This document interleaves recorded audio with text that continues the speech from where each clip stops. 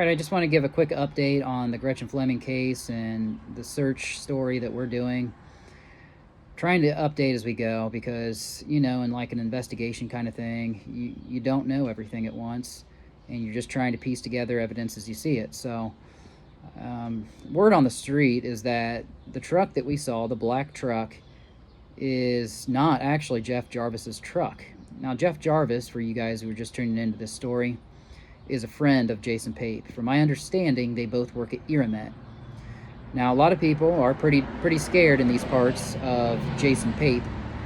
And the research that we've done, we've actually seen that we believe his real name is John Jason Pape, so he's going by his middle name. It's like a lot of the people in this case don't actually go by their full first names, which that could be for any reason. And I'm not assuming anything on that, but that's just what we found in our research. I believe he was down from maybe Charleston or something like that and moved up here maybe. I'm not sure. But anyway, a lot of people up here are pretty scared of him for whatever the reason. I don't know if there's a past legal history or what's going on. I'm not sure.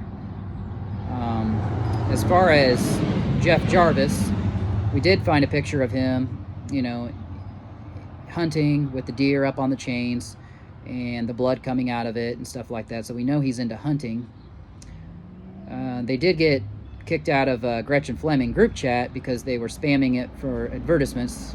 Why, I don't know, and it doesn't make much sense to us either.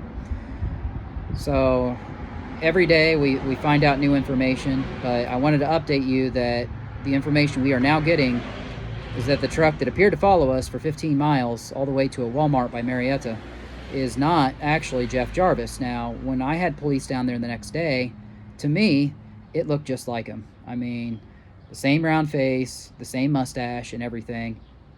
Maybe it was him. I can't, it's like I said on the first time, I couldn't 100% confirm or deny anything.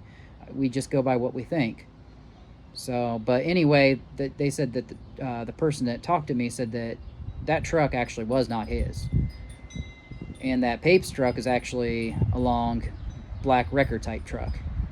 So anyway, I mean, that's really all we got on that.